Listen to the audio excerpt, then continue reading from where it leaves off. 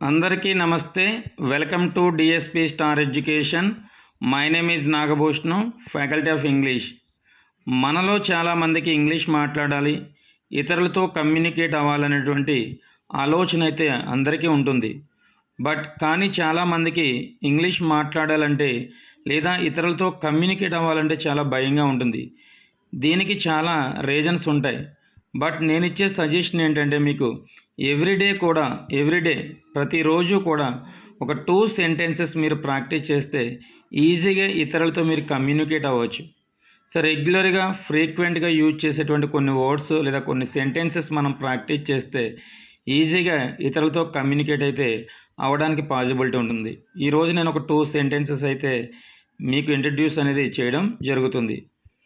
న్యాచురల్గా మనం చాలామందితో మాట్లాడేటప్పుడు మీ మాటలు నాకు చాలా బాగా నచ్చుతాయి అంటాము. అలా అనడానికి ఇంగ్లీష్లో I like your words very much అని చెప్పాలి.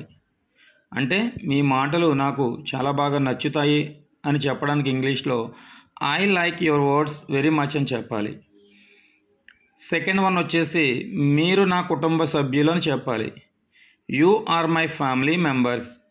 మీరు నా కుటుంబ సభ్యులు అనడానికి ఇంగ్లీష్లో you are my family members అని మనం చెప్పాలి. ఇలా ఎవ్రీడే 2 సెంటెన్సెస్ మనం ప్రాక్టీస్ చేస్తే డే బై డే మన నాలెడ్జ్ అనేది ఇంప్రూవ్ అయ్యి ఆటోమేటిక్గా ఇతరులతో ఈజీగా కమ్యూనికేట్ అవ్వడానికి అయితే ఛాన్సెస్ అయితే ఎక్కువగా ఉంటాయి. ఈ వీడియో కానీ మీకు నచ్చినట్లయితే లైక్ చేయండి, షేర్ చేయండి. ఫస్ట్ టైం ఎవరైనా మన ఛానల్ని విజిట్ చేస్తే సబ్స్క్రైబ్ చేయండి. Thank you for watching this video. Thank you so much.